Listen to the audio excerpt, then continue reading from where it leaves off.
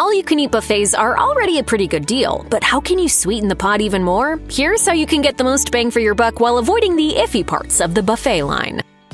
If you've ever gorged yourself at an all-you-can-eat buffet, you've probably wondered how they manage to make any money. Letting people just eat anything they want all willy-nilly couldn't possibly be profitable, right? Well, grab a plate because we're about to reveal how all-you-can-eat buffets really make their money. One of the things buffets have going for them is an overhead different than traditional restaurants. That's because you're doing most of the work for them and paying for the privilege. You serve yourself, and in some places, you might even get your own drinks. This means that there's next to no need for waitstaff, and since the menu relies heavily on a series of regular dishes which are prepared in advance, they can hire fewer and cheaper chefs. Heck, at some buffets, like Korean barbecue places, the customers are even doing the cooking as well as the serving. Ovation Brands, which runs the country buffet chain, owns and manages more than 100 buffets across America, and they have a ton of data on every aspect of their business. They monitor everything, including weekly waste amounts, and plug it into a massive computer model. That allows them to track exactly how much customers are eating and how much is getting thrown away, and allows them to adjust menus based on what's popular, allowing them to plan ahead and put out what people are going to want, and in the right quantities. And when they do put it out, they use small pans to minimize how much goes to waste. That is beautiful. I told you, the buffet, man. Boy, did we do the wrong thing. Psychology Today took a look at what's going in the buffet line, and they call it the fill the customer's belly cheaply metric.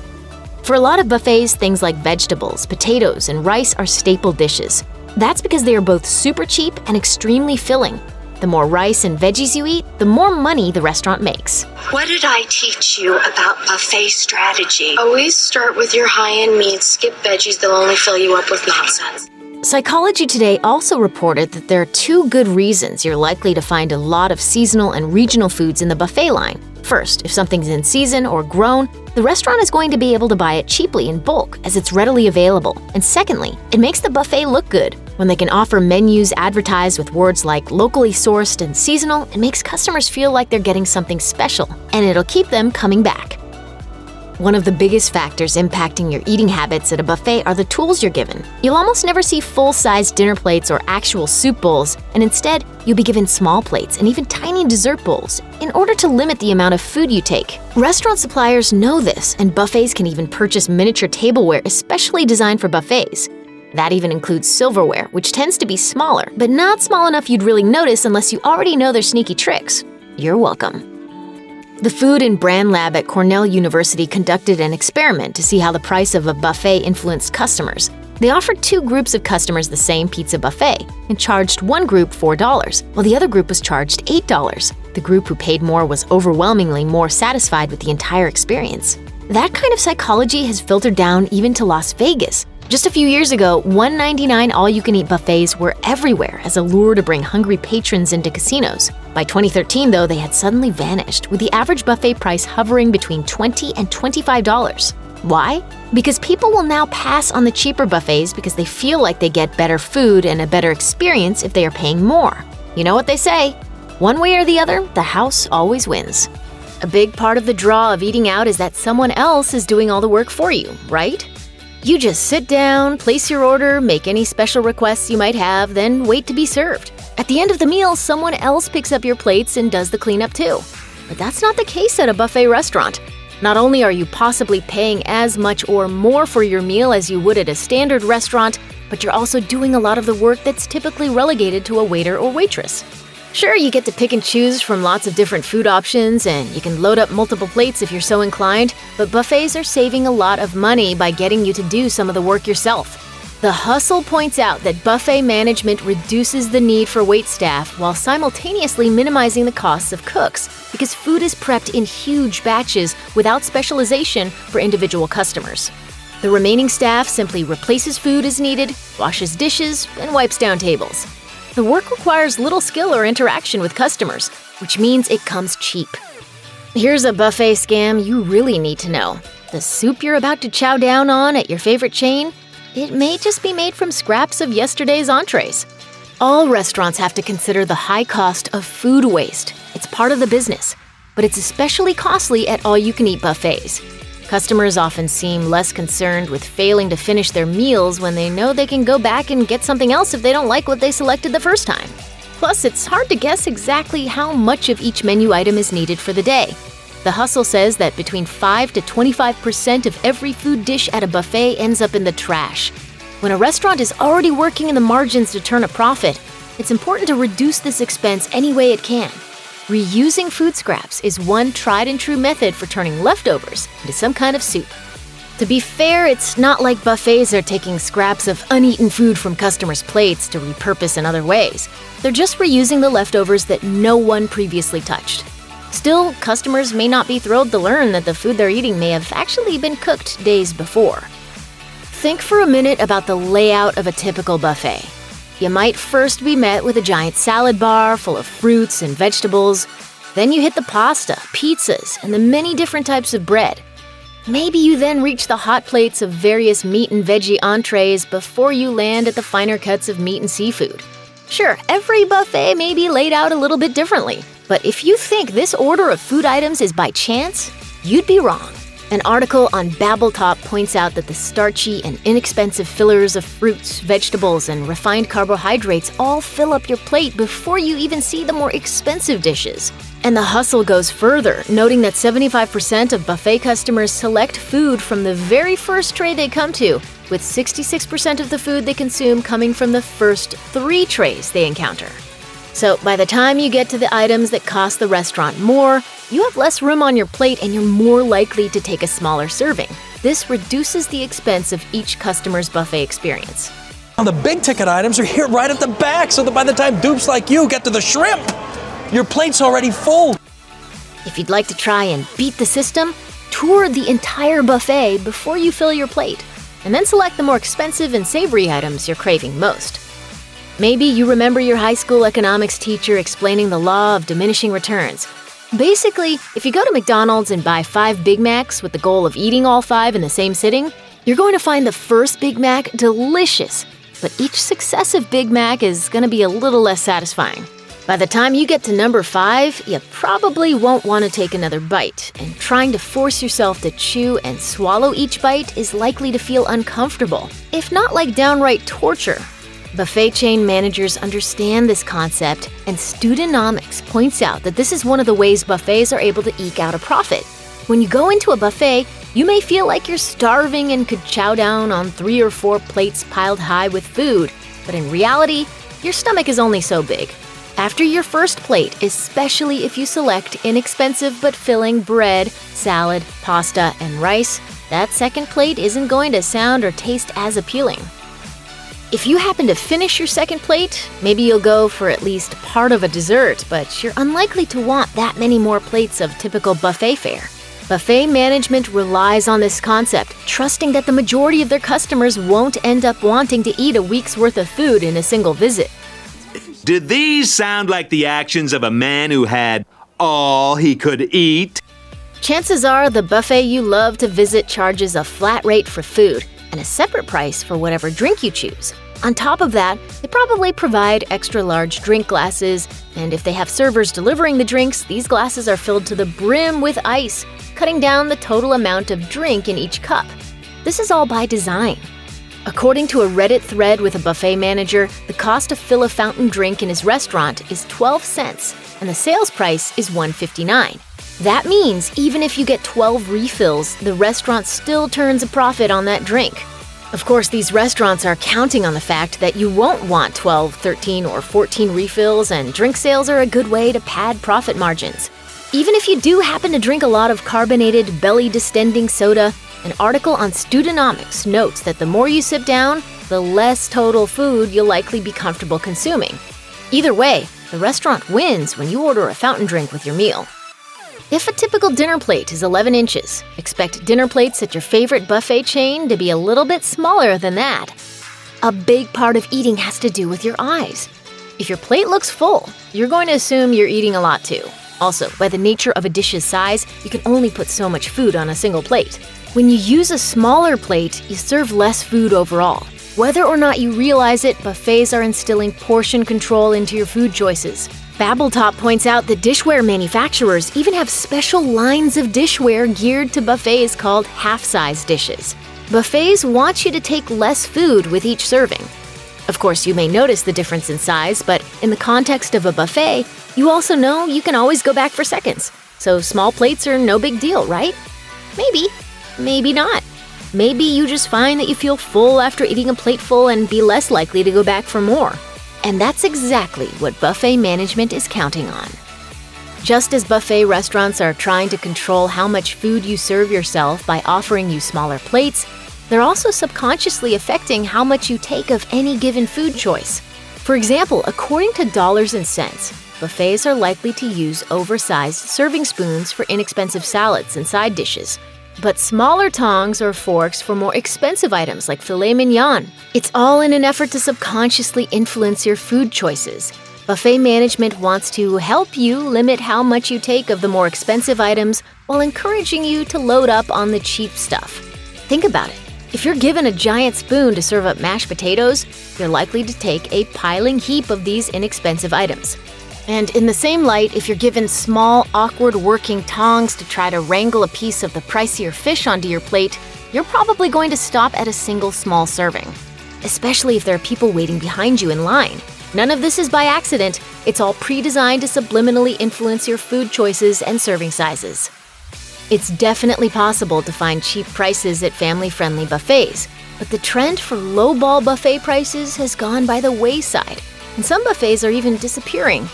This is due in part to research published in 2014 in the Journal of Sensory Studies.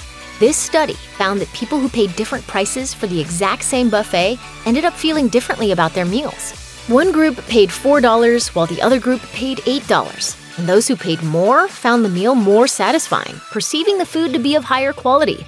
Conversely, those who paid a lower price perceived the food to be worse, ultimately enjoying the meal less.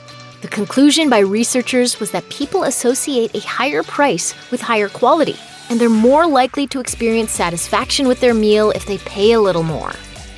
For buffets, this is huge information. For one, it informs the pricing strategy. By marking up prices to turn a profit, customers may perceive the food they're eating as better, even if buffets buy the bottom-of-the-barrel ingredients. And second, offering low prices for all you can eat may be a good marketing strategy to pull customers, but if people ultimately perceive the meal to be lower quality, they may not return. You end up getting scammed if buffets use low-quality food with a highly marked-up price. Do your best to judge each bite for how it tastes, not how much you paid. Know how much all that costs? I do. The psychology of eating is an important subject for managers of all-you-can-eat buffets. As a result, they employ tactics to get you to eat less of the expensive stuff while simultaneously trying to improve the perception you have of every bite.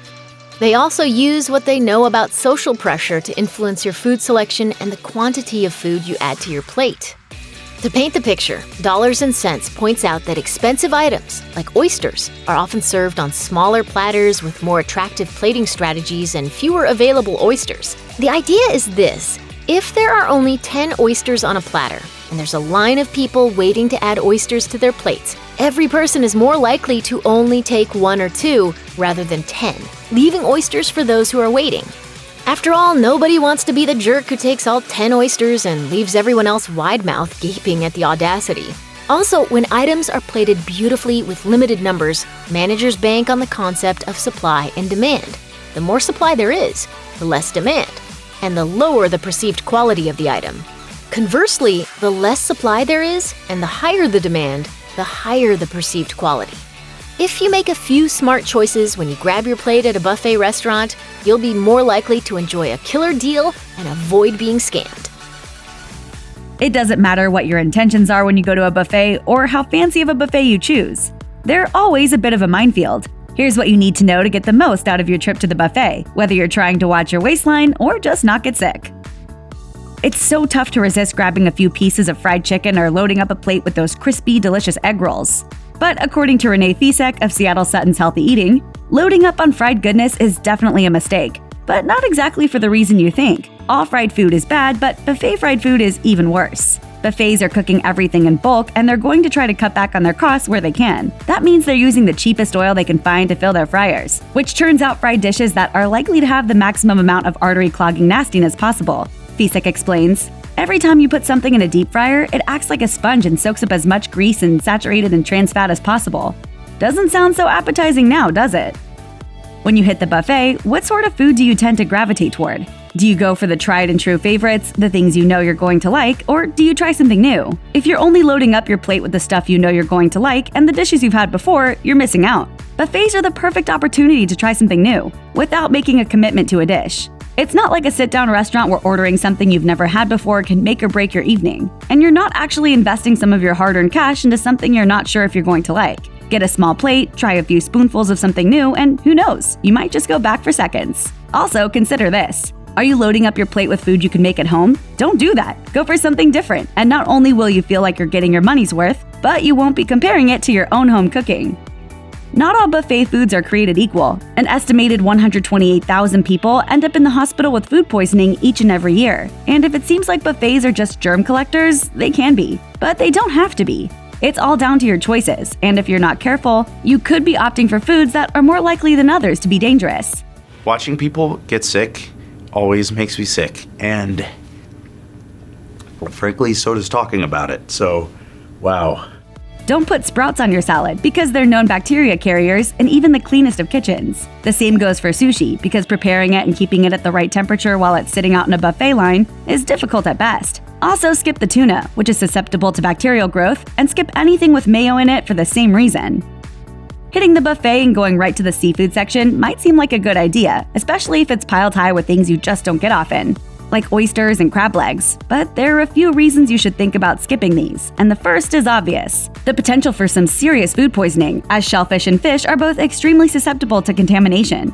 There's something else to consider too, and this tip comes from an all-you-can-eat buffet operator who took to Reddit to dispel some mysteries about the buffet. When someone asked what food they would stay away from at all costs, the answer was crab legs. The Redditor continued, "I'm being serious. I have seen Chinese buffets at the fish market going and buying bottom-of-the-barrel seafood, including crab legs past their prime.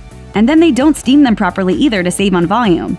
The Redditor also adds that oysters are usually less than fresh, often imported and past their prime once they make it to the buffet table. If you're not skipping these, you might be risking a trip to the hospital. It might seem only natural that you're going to order a round of sodas to sip on while you're hitting the buffet, but this is another mistake you shouldn't make for a few reasons.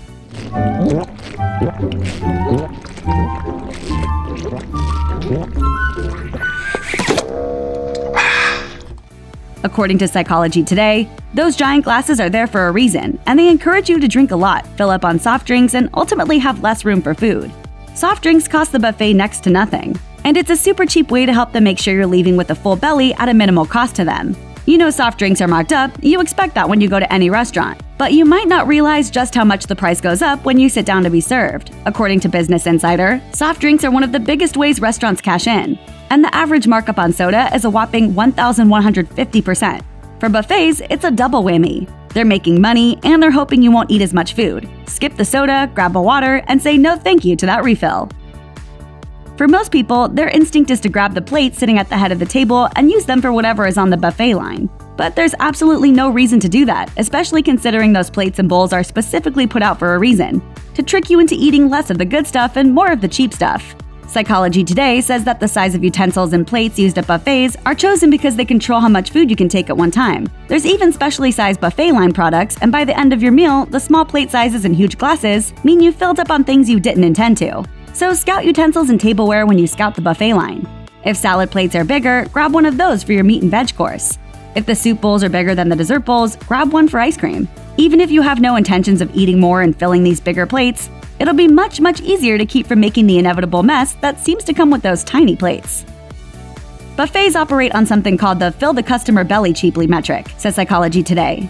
The ideal buffet foods are cheap for them to buy, easy to make, and extremely filling, which means starches are often in abundance. Keep an eye out next time, and you'll see there will be piles and piles of rice, noodles, and bread. Those are all cheap and filling, which is perfect for buffets. They're tempting too, but if you're going heavy on these starches, you're not doing yourself any favors. Skip things like dinner rolls and bread completely, as they're not only going to fill you up fast, but you can enjoy those anywhere.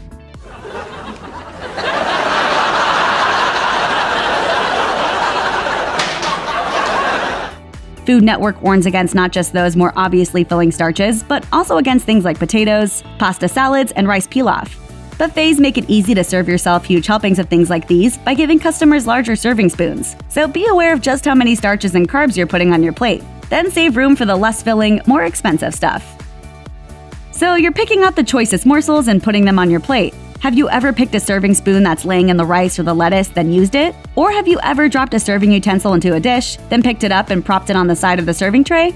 You're not helping yourself or other customers, and here's why this is a huge mistake. According to Food Safety News, there is a pretty glaring gap in food safety regulations that impact buffets in particular. Restaurants need to conform to a whole checklist of safety standards, but there are not as many rules and regulations regarding serving utensils. Those tongs and spoons can be touched by hundreds of people in just a few hours' time. When those handles are dropped into food, all the germs that have collected on them are dropped into the tray too. Regulations say if a utensil is dropped into a platter, the entire platter should be replaced. But if you pick it up and put it back where it goes quickly, they'll never know. Even if you're super careful about washing your hands, not everyone else is. Your best bet is to not only skip anything that has a utensil laying in it, but tell staff so they can fix a potential health hazard. When you get to the buffet, do you grab a plate and hop right in line? You shouldn't. You should scout out the buffet before you even pick up that plate. Even if you've been to that particular buffet before, dishes and layouts are always changing. And the only way to get what you want is to make a plan ahead of time. You'll find any new or seasonal dishes that are on offer, and you'll be able to figure out what you're going to put on your first plate, second plate, and so on. And why is that important? Flavor profiles. You don't want to be piling chicken teriyaki alongside a slice of roast beef and gravy, do you? This can go the other way too. Say you're starting with a salad, but since you've wandered through the rest of the line, maybe you found a pan of grilled chicken you can slice and add to the salad. So take a minute, walk the lines, and figure out what to get to minimize waste and regret. Food waste is a widespread problem that exists on a scale almost too big to fathom, so taking too much at a buffet and leaving a half-full plate to be thrown away is a bigger mistake than you might expect. In 2017, Forbes reported studies done at hotel buffets revealed some shocking statistics. A little over half the food put out on buffet lines ended up in the garbage, and it's a global problem.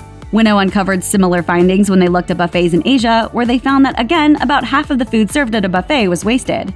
The problem is complicated, and waste happens not just on customers eating plates. Have you ever skipped over a tray because there's only a single scoop or so left? Why? The habit has given rise to buffets' tendencies to replace trays before they're empty, and that's all food going right in the garbage. Here's how you make a difference.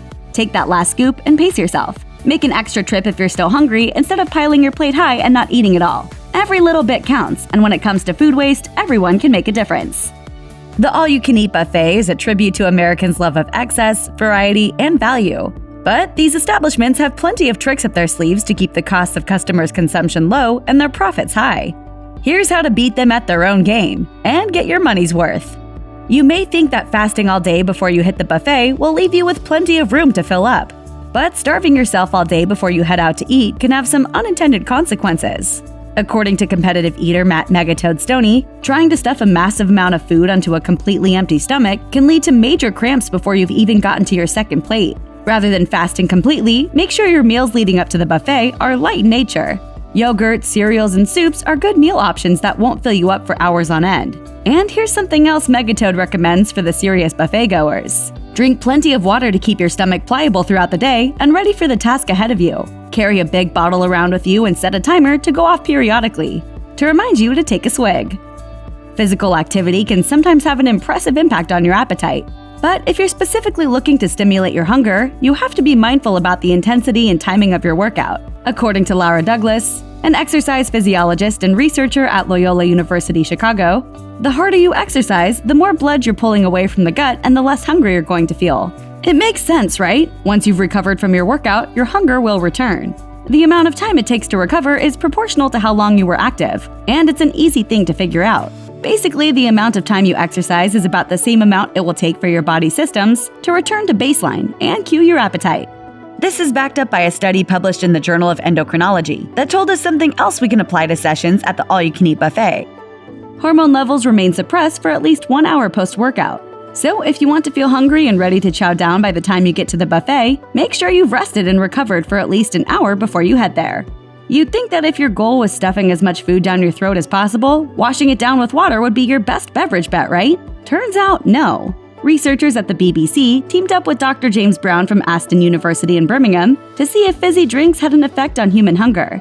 To determine the amount of hunger, the team measured levels of an appetite-influencing hormone called ghrelin in the participants' blood 10 minutes after they were given various types of fizzy drinks, including carbonated water. They also tallied the total amount of calories participants ate throughout the rest of the day. The results found that carbonated drinks led to approximately 50% higher ghrelin levels than the total results for non-carbonated drinks. and participants ate around 120 calories more after drinking carbonated beverages. It's not just scientific research that backs up the appetite-stimulating properties of fizzy drinks. According to competitive eater Randy Santel, drinking carbonated soda toward the end of the meal is a common trick used to make it easier to finish those last few bites. The burps help expel excess air, freeing up perceived space in your stomach, and it can help break down foods quicker so you have more room to binge. Ever notice how starved you feel after a night out drinking? That's what I'm talking about. It's no coincidence. According to a study conducted by the Francis Crick Institute, alcohol directly affects the parts of the brain, including the hypothalamus, that are responsible for eating behaviors. It essentially tricks your brain into flipping into starvation mode. And that means having a drink or two boosts your appetite and makes it much easier to get the most for your money at the all-you-can-eat buffet. Drinking before a meal to stimulate the appetite isn't anything new. For hundreds of years, people have taken aperitifs before an opulent meal to prepare their bodies. And it's the same principle at work. Also at work is alcohol's tendency to increase levels of certain neurotransmitters in the brain that are responsible for arousal, which leads to increased excitement and impulsivity. This leads to lower inhibitions, shutting up that voice in your head that says it's about time to put the fork down. Of course, buying drinks at the buffet isn't going to be the most cost-effective thing. According to Bloomberg Businessweek, alcohol sales account for around 30% of a restaurant's revenue. They keep it that way by marking up drink prices and counting on the customer's buzz to keep them ordering. To get the inhibition-lowering effect of alcohol without spending too much or getting too tipsy, limit yourself to ordering one drink. Whiskey. One for Ahab there. How you dress impacts the way you think, feel, and perform, so if you're walking into an all-you-can-eat buffet with the goal of getting the most for your money, you need to dress the part. Firstly, take a note from 3-time Nathan's Hot Dog Eating Contest women's champion, Mickey Sudo, and dress in loose-fitting pants with high elasticity. I just gotta change my pants. What was I thinking? Jeans have no give. Finish off the look with a big, baggy shirt that has enough room to cover your midsection to get your head in the right frame of mind to conquer that buffet. Comfort isn't the only key here either. If you really want to stimulate your appetite, try using color psychology. Ever notice how restaurant chains largely use the color red in their logos and marketing materials? When you look at this color, it increases the heart rate and raises your blood pressure, which, in turn, increases your metabolism, makes you feel hungrier, and gets you ready to really chow down. Wear something red if you really want to increase your chances of a second or third helping. It couldn't hurt, right? If you want to make the most of your all-you-can-eat experience, you have to study the terrain and figure out what your options are. If you go in blindly, you'll fill your plate up with whatever looks good at first sight and waste valuable real estate. Staking out the offerings and figuring out what you can't go without before you start loading your plate makes it less likely that you'll accidentally overserve yourself cheap bulk items like pastas and breads. Remember, all-you-can-eat buffets use certain psychological tactics to influence what diners serve themselves. Among their strategies is surrounding the more expensive items with 4 or 5 cheaper dishes like rice and vegetables. Instead of scooping these boring sides onto your plate, keep on moving to the next dish you scoped out when you were analyzing what was on display. And really go for it with those high-ticket items like the prime rib, sushi, and the seafood. Knowledge is power, even when it comes to something as silly as stuffing your face at an all-you-can-eat buffet. If you don't know how much things cost normally, there's really no way you can know which items are most worthy of your time and appetite. Of course, there are tons of different types of this meal service. And a brunch buffet served at a swanky hotel isn't going to have the same dishes as your favorite hometown Chinese buffet. But overall, keeping a few things in mind will help you cherry-pick the good stuff. Generally, the most expensive items on a buffet are going to include whatever meat is available at the carving station, fresh seafood option, sushi, cheese, and other meat-centric dishes. Load up on those and skip the low-cost stuff. Those are dishes like rice, potatoes, pasta, and other starches that cost only pennies per pound. Also, avoid processed foods you can find in the freezer section of the supermarket, like chicken fingers and french fries. They're great for feeding the kiddos, but not for getting your money's worth. Dietary fibers are carbohydrates that the body cannot digest. And instead of quickly breaking down into sugars like simpler carbohydrates, fiber passes through the body undigested. There are many benefits to eating plenty of fiber, but when you're trying to stuff your gut with as many buffet items as possible, this nutrient is not your friend.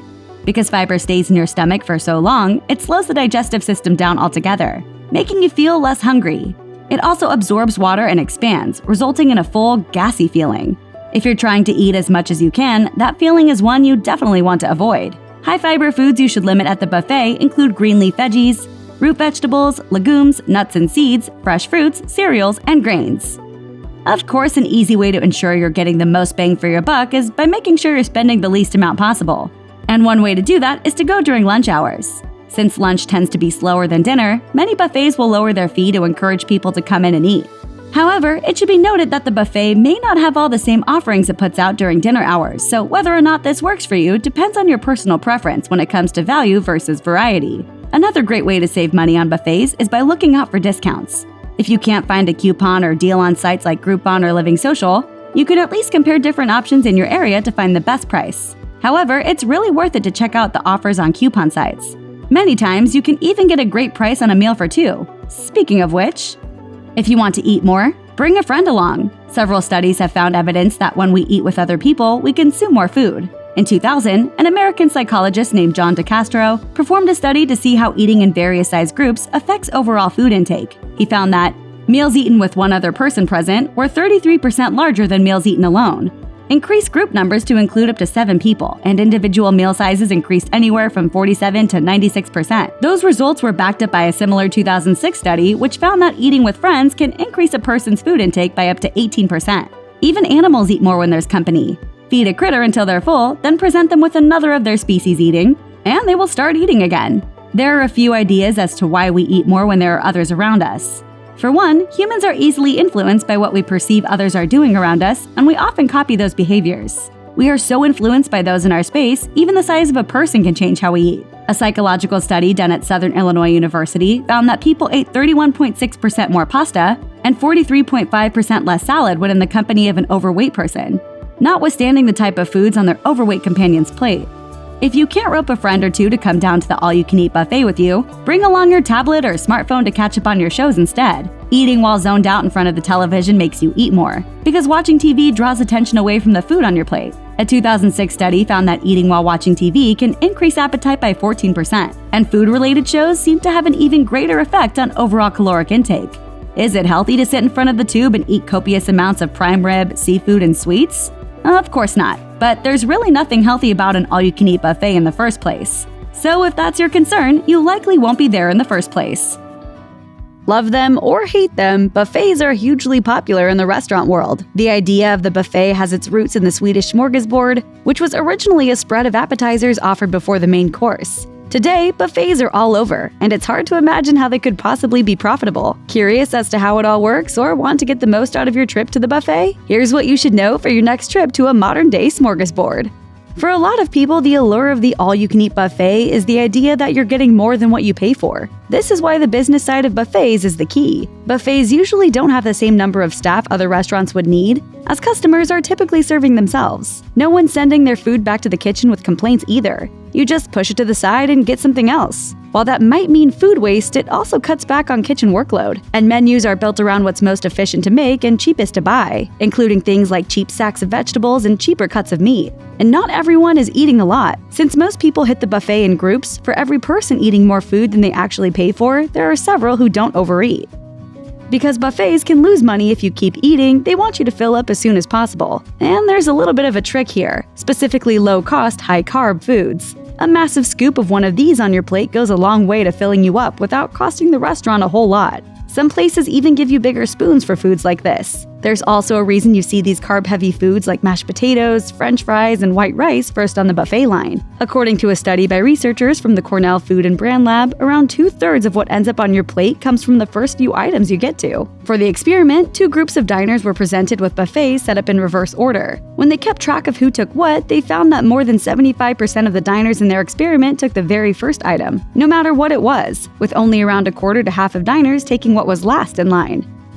When it comes to buffets, consumers seem to enjoy the food less if they pay less for it. The Cornell Food and Brand Lab suggests that buffets that want to keep customers happy and coming back need to find something of a sweet spot between price and quality. Researchers offered customers the same lunch buffet consisting of pizza, pasta, breadsticks, salad, and soup. Some were charged $4 while others were charged $8. When they were done, they were asked to rate the entire experience. Across the board, diners who were charged $4 reported that they enjoyed it less than the group that had paid $8. The study's authors suggested that it was something of a self-fulfilling prophecy. If we don't pay much for something, we don't expect much from the experience. If we're charged a bit more, we feel like we're going to enjoy it more because it must be better food. The cost of the meal might also affect how you physically feel. Cornell's Food and Brand Lab also asked the customers how they felt after eating. Even if they ate the same amount, the $4 crowd reported feeling like they had overindulged and were less happy with the quality of the food than the $8 crowd. They also said they felt guilty regarding what they had eaten and the price they had paid for it. If you're trying to eat healthy, visiting the expansive temptation of a buffet might seem like a daunting challenge. But there are some ways to avoid some of the biggest buffet pitfalls. Take advantage of the smaller plates. They'll minimize food waste and encourage you to take less food, which might be exactly what you want. When you go to your table, make sure you're as far away from the buffet as you can get. Don't take a tray either. The added convenience has been shown to increase what we pile on. The experts also suggest that you take a look around first. If you know ahead of time that your favorite roast chicken is halfway down the buffet, you're less likely to pile the carbs on your plate before you even get there. The cold bevs might be free-flowing at your favorite buffet, but could they actually be a trap set to trick you into spending more and eating less? All that meat and piles of pastries are technically ours for the taking. But how do buffets make money if everything is up for grabs? Despite the illusion of unlimited food, buffets ensure that nothing on the menu is truly ours by manipulating our sense of control and influencing our decisions. Of course, it's important to eat what you enjoy, and buffets give you the chance to choose your favorite foods. But in order for a buffet to be profitable, their job is to fill our bellies as quickly as they can by steering our gullible mouths towards the most filling options, while discouraging the more expensive dishes.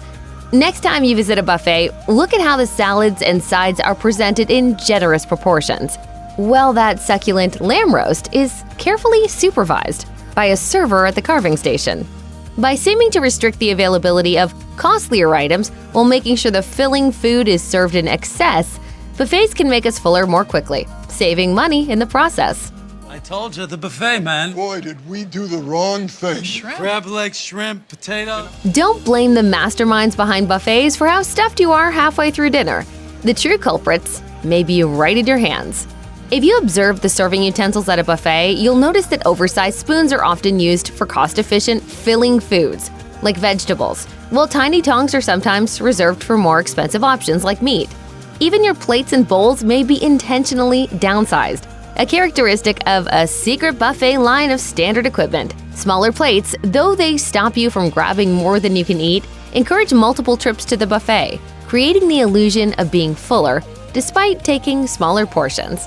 Another tactic that buffets employ is how to slow your eating pace with carefully chosen utensils. For example, those smaller forks make you eat more slowly, which ultimately makes you full faster. And chopsticks, which are more challenging to handle unless you're an expert, are made readily available instead of silverware at Asian buffets. Most buffet layouts are meticulously designed to guide our decisions. Cheaper, more filling options such as vegetables and rice are strategically positioned at the beginning of the buffet. A salad bar may also stand in your way, tempting you to load your plate with inexpensive yet substantial salads, soups, or bread. This specific layout is designed to make it harder to resist these items and easier to overeat them. Open your eyes, Clyde. Don't you see what's going on here? The buffet's rigged. No Clyde. way. They got cheap product up here at the front. No. And meanwhile, the big ticket items are here right at the back. Not only that, but the big guns like steaks, seafood, and expensive desserts are usually at the end of the buffet line, sparingly served and concealed by cheaper fare. Some buffets only bring them out once every customer's hunger has subsided and they're too full to eat. Occasionally, they may advertise delicacies but hide them so effectively that they might as well not be available at all. We all know that buffets are successful because of the vast variety of food available.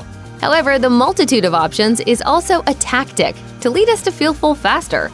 As human beings, we are naturally drawn to new experiences and flavors, and buffets are designed to trigger our instinct to try as many things as we can.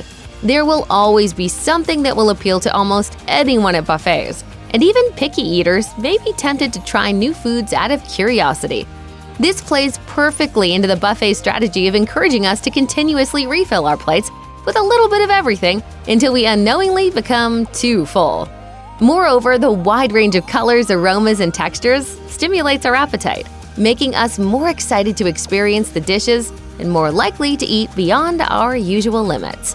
So even if we're only sampling each delicacy one at a time, It becomes extremely hard to keep track of how much we've eaten when we're so preoccupied with the task at hand. You've barely begun eating, and yet you're already feeling uncomfortably full. Why? The answer may lie in the empty plates before you that were piled high with potatoes, rice, pasta, and bread. While it may seem like a great deal to load your plate with generous servings of golden fried rice and dinner rolls as a way of getting the best bang for your buck, these starchy and gluten-rich foods are actually inexpensive fillers, strategically designed to satiate you quickly and affordably. When I see somebody just filling up their plate with rice and pasta, I do think to myself, you're playing into the restaurateur's hands. This is because starchy foods are rich in carbohydrates, which are broken down into glucose. Starch can be easy to overeat, and food companies, including buffets, capitalize on this by enhancing the starchiness of their offerings, triggering the immediate pleasure response in our brains. Coupled with the fact that buffets often exclude whole grain versions of these foods and prominently feature them at the beginning of the buffet line, we are all the more compelled to choose the options that add bulk to our meals at a minimal cost, while also failing to provide the nutritional value we expected. Of course, if that's what you like to eat, go for it. But if you find yourself feeling full after just one round at the buffet, those potatoes might be the reason why you don't have room for dessert.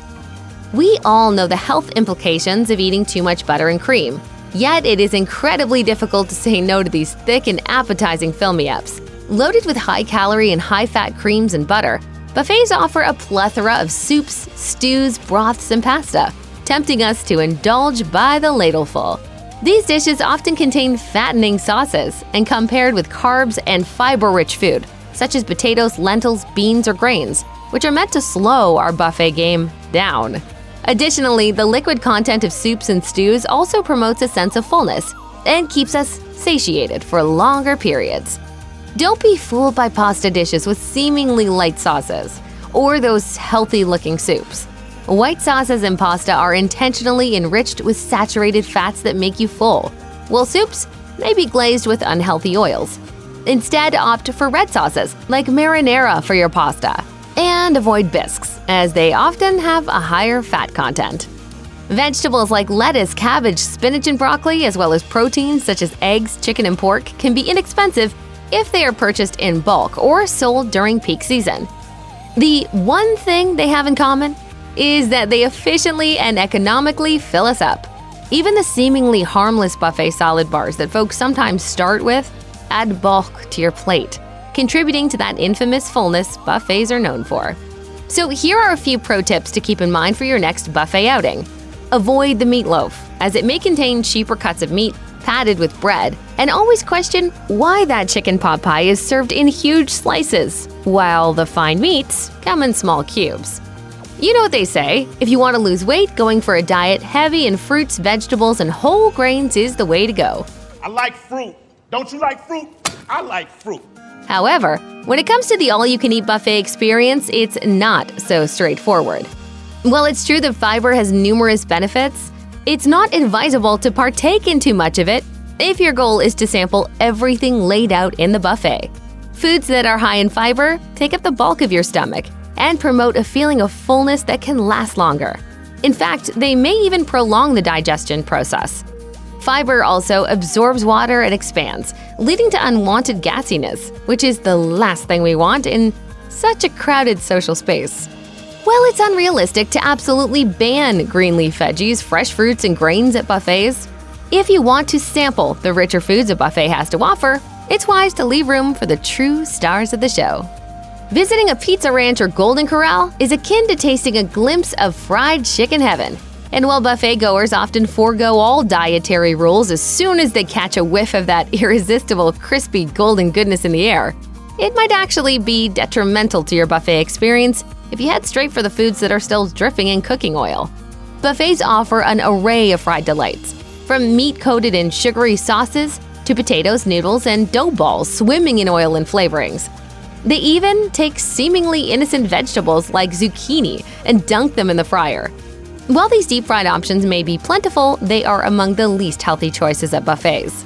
Moreover, fried and crispy foods tend to be highly caloric and laden with saturated fats. The crispy texture and added fats make these foods incredibly enjoyable, resulting in faster consumption and creating a feeling of fullness more quickly.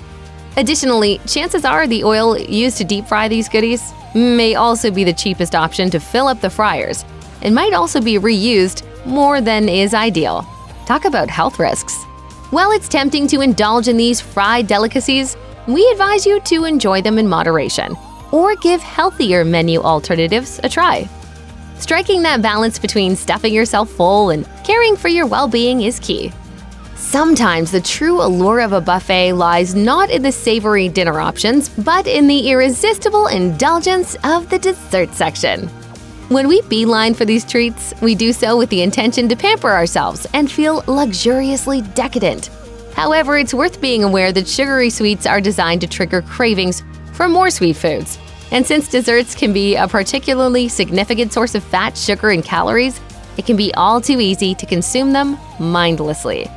By associating the buffet experience with this feeling of indulgence, we willingly succumb to the temptations carefully placed by buffet owners. Hence, it's crucial to be mindful of our choices. Instead of opting for desserts we can have anytime, it may be a more rewarding experience to try something new and rare, like a specialty item. Alternatively, we can choose healthier dessert options, such as yogurt or fruit. The next time you feel disappointed for not reaching the dessert display, remember that you might actually be doing yourself a favor. Pace yourself. The chocolate fountain isn't going anywhere anytime soon. Though it may seem inconsequential, those seemingly innocent dollops of cream, spoonfuls of dressing, or sauce-coated proteins are actually hiding tons of unwanted elements that make us fuller quicker. For instance, that plate of broccoli and beef may appear harmless, but the sticky sauce accompanying it could be loaded with sugar and cornstarch. What about that roasted sesame and ranch salad dressing?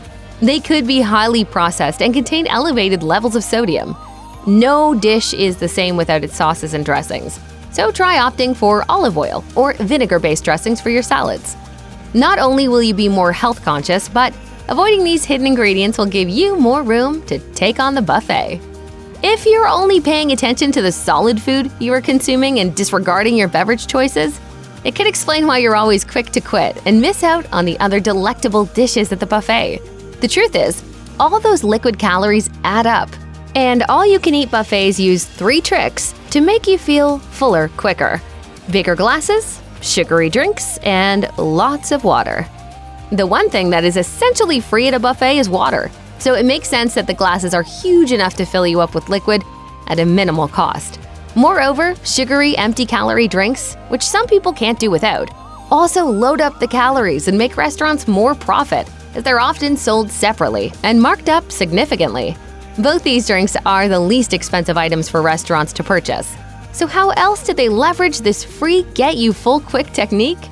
By offering free refills, of course. Sure, buffet employees might not have to remember customer particulars when it comes to a dinner order, but they deal with a whole other set of headaches. And maybe they get a discount when lunchtime comes around, but there's also a good chance they no longer have an appetite, as workers reveal what it's really like to work in a buffet. Bussing tables might be backbreaking work, but even harder, breaking up fights.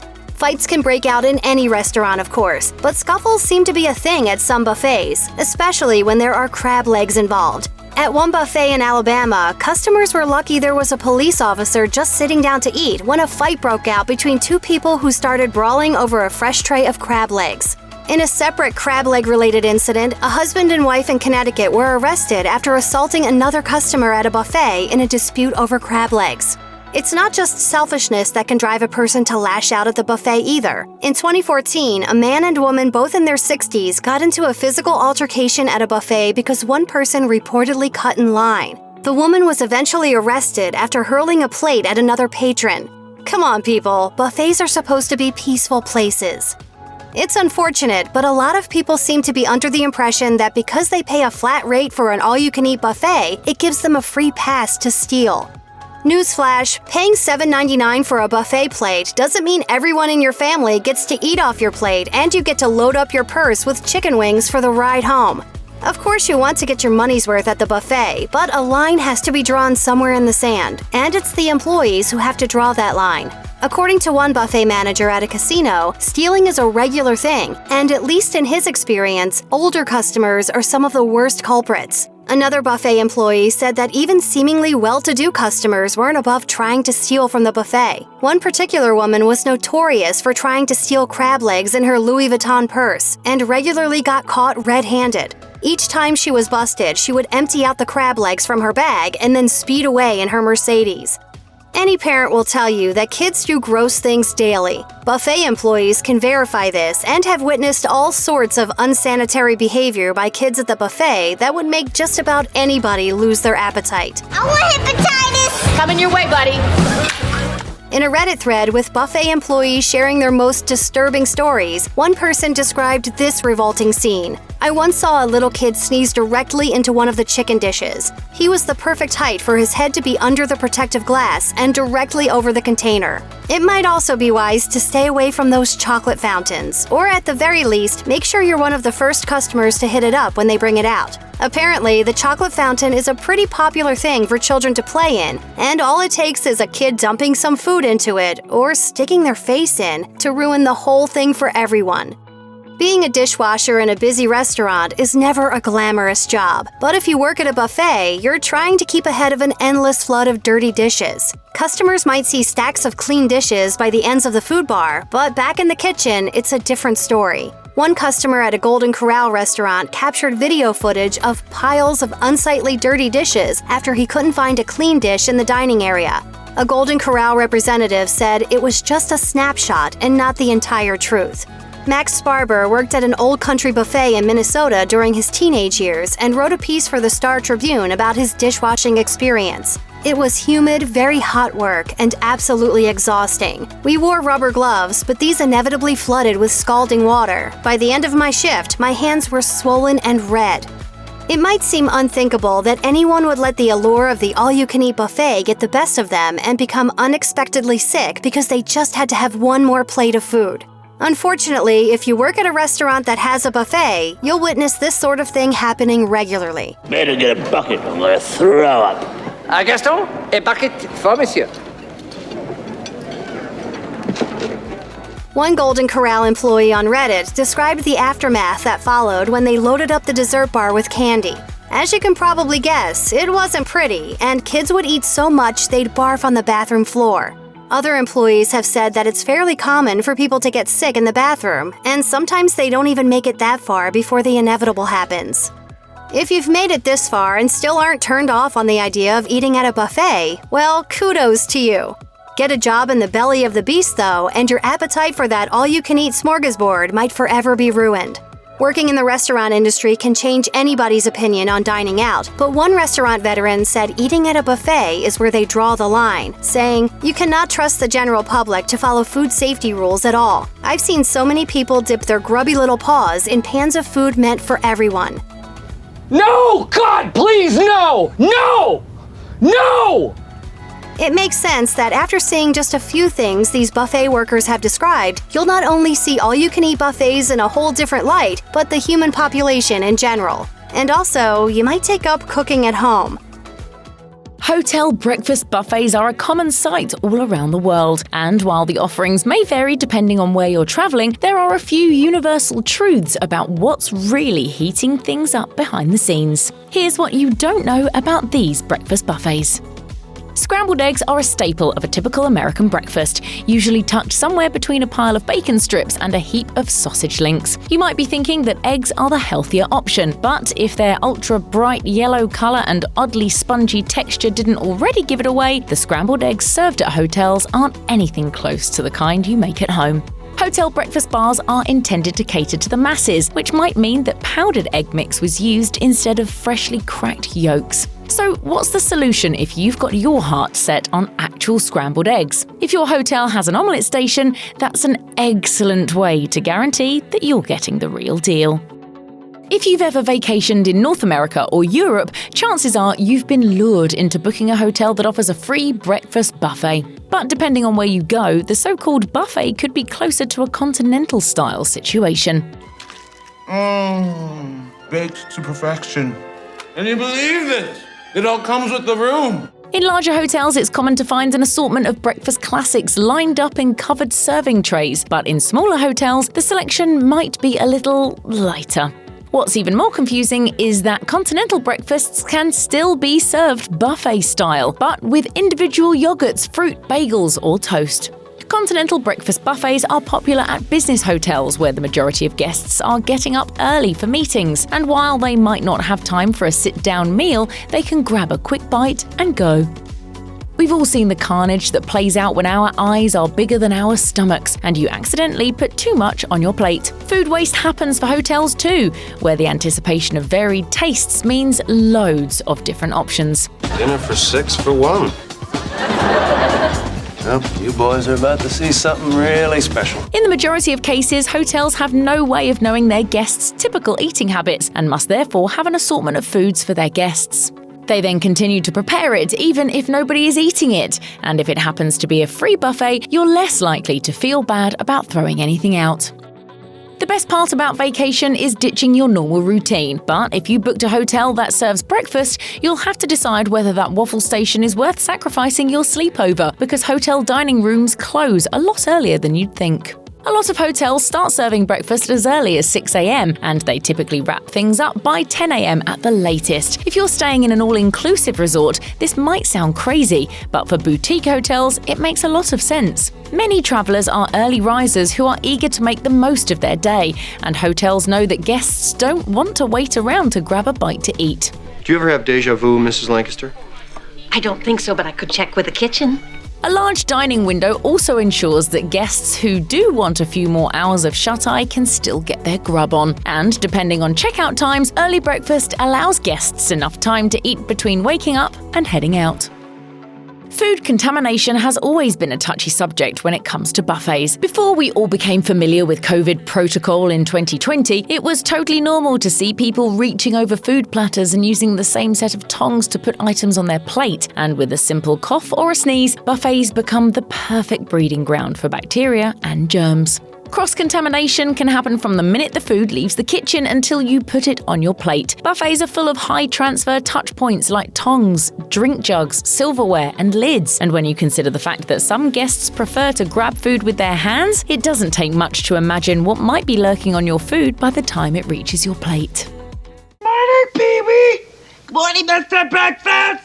Despite being left alone in a warming tray, the warm foods you find at a buffet are perfectly safe to eat. But what about things like coffee creamer, butter packets, cream cheese, and yogurt? At home, you'd keep these items in the fridge, but hotels generally display perishables on ice to retain the cold temps. According to the FDA, foods that require refrigeration, like dairy, need to be kept at 40 degrees Fahrenheit or colder. If they reach room temperature, they must be thrown out after 2 hours. As a general rule of thumb, make sure that refrigerated items are actually sitting on ice and not just in a pool of water. When in doubt, skip it.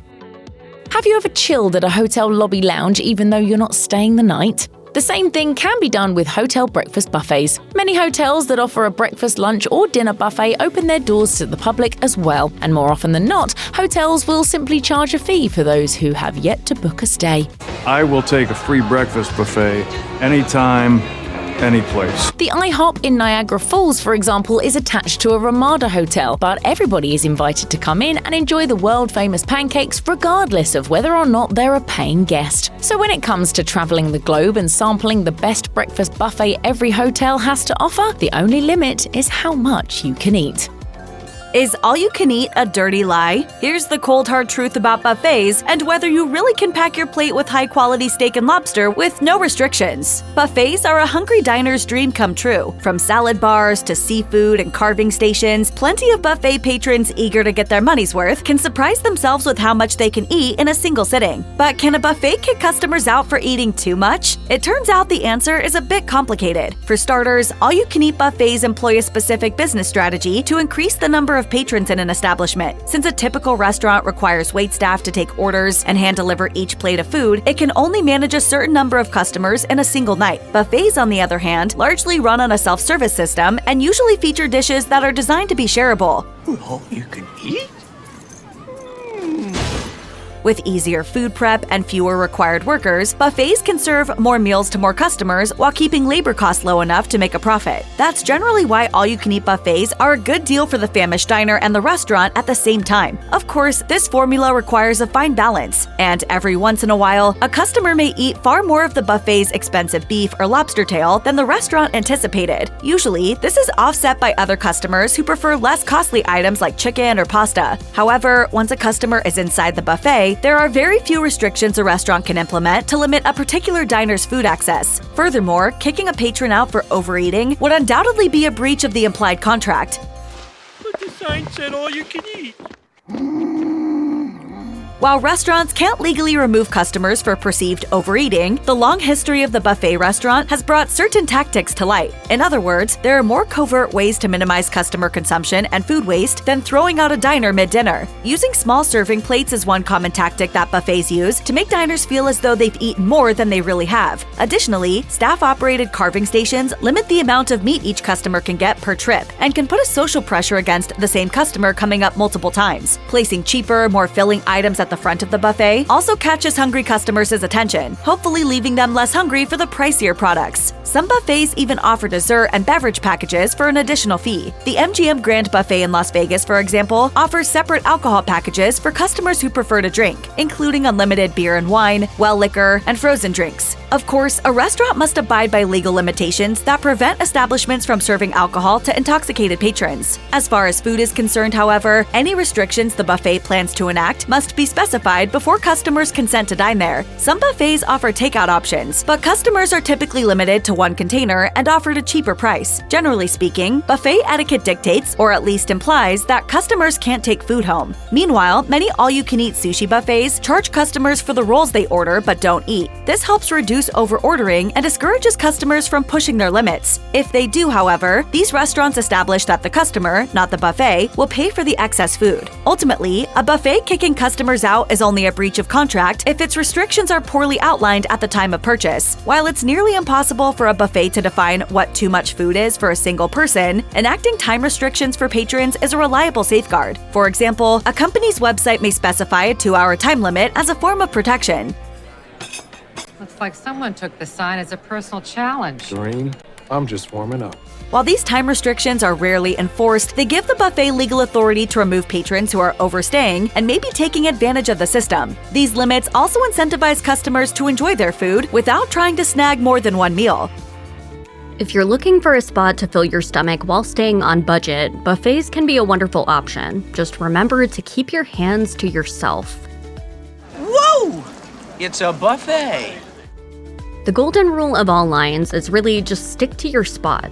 Most of us learn this as early as preschool, but some adults still choose to break the rule of keeping their place in line. And it's really not fair to anyone you are cutting in front of, since everyone is hungry and waiting patiently. Buffets are particularly rude to butt into because one person can be the difference in missing out on a desired item. This rule goes for saving spots as well. There are no holds in a buffet line, so don't let your latecomer partner and kids step in front of you without expecting the ire of everyone behind you. There are a couple key exceptions to this golden rule though. If you've already been through the line once and want to go back for a single item, feel free to insert yourself into the line wherever that one item is. But to make him wait another 10 minutes for a few measly potatoes?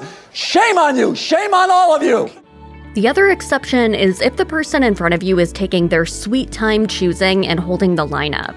In this case, you can go around the indecisive diner if there's plenty of space and you're quick. At any buffet, sitting at your table with a huge plate of food is the end goal, but it's best not to put food in your mouth until you reach that pinnacle moment. It may seem pertinent to taste the goods before committing to putting them on your plate, but refrain from doing so while in the buffet line. Not only could this taste testing hold up the line, but it's actually pretty gross. Even if you're careful and use a clean fork, you can very well contaminate the food with your own spit. Your saliva could easily get in the spread of food when you open your mouth to eat, especially if you're talking. Just as much as you don't want someone's mouth juice in your food, pay it forward and make sure yours stays where it belongs to. Watching someone grab something from the buffet with their bare hands can be pretty off-putting, and it makes you wonder what else on your plate has been touched by someone's grubby paws. Each dish has its own serving utensils for a reason, so use them and refrain from touching any food or the food-facing ends of the utensils with your hands. Another good idea for practicing proper buffet etiquette is putting the utensils back in their designated spaces. If the various spoons and tongs aren't where they are supposed to be, people will naturally be less likely to use them. They will then be forced to either use their hands or another dish's serving utensil, which will then mix separate flavors together and create an all-around icky situation. You never know if someone could be avoiding a certain dish due to an allergy as well, so utensils always need to stick to their own dish.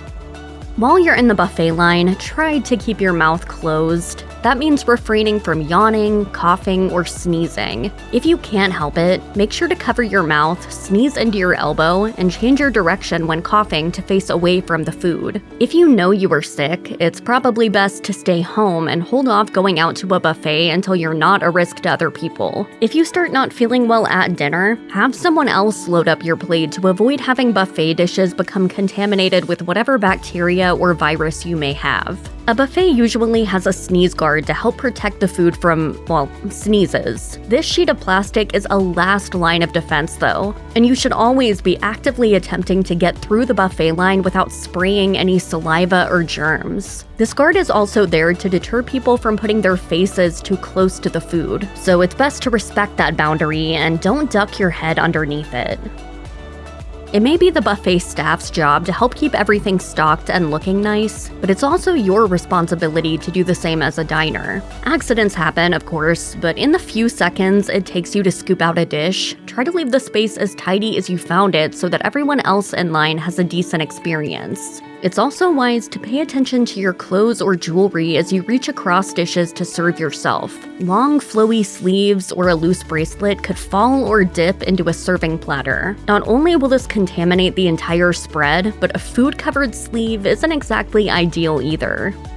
Maybe you think that you're doing the restaurant a favor or being eco-conscious by reusing your buffet plate, but it's actually frowned upon to not use a clean plate for each and every round of food gathering. There is a large amount of bacteria on your used plate, from silverware entering your mouth and then touching the plate, and leaving your dirty plate behind helps lessen the risk of contamination. The buffet area should have towering piles of plates anyway. If they are in short supply though, it's better to ask a staff member for more clean plates than it is to revert back to the one you've already used.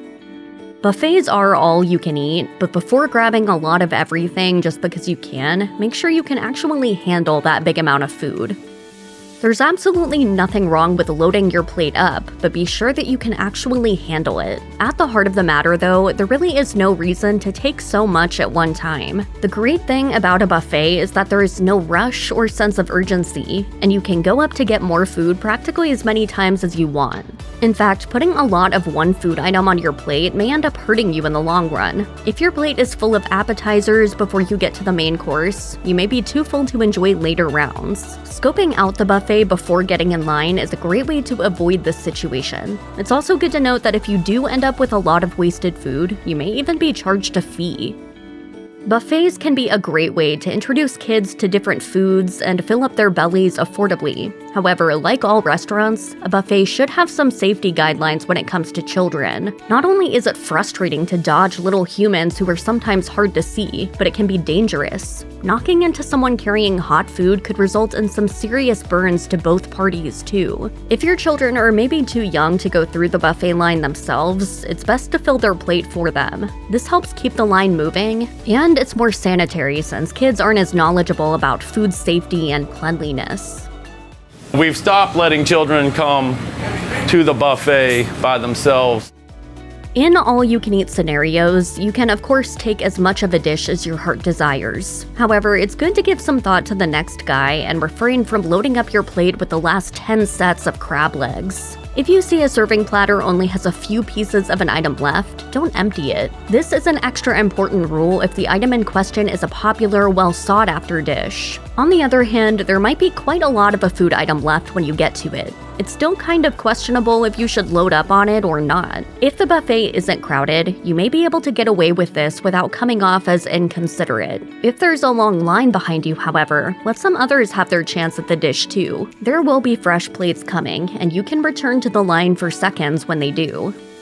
Restaurant etiquette goes a long way while in close quarters with other hungry people. If you're in the buffet line, it's best to maintain some personal space like you would do in other crowded scenarios. While it's okay to wait patiently for a dish that someone else is currently interacting with, keep a respectful distance and do not lurk closely behind them. If they're taking longer than you'd like, simply wait your turn with a smile. Also, when it comes to looking for more food to come out of the kitchen, it's good to maintain that same patience rather than swooping in like a hawk to its prey once the food does hit the buffet line. Lurking can apply to the restaurant experience as a whole as well. Believe it or not, buffets sometimes have time limits or even food limits. You can actually be kicked out of a buffet for eating too much. No. Hey, we're done. That was your last plate for today. You have 4 plates. Too much food. I'm cutting you off. That's all.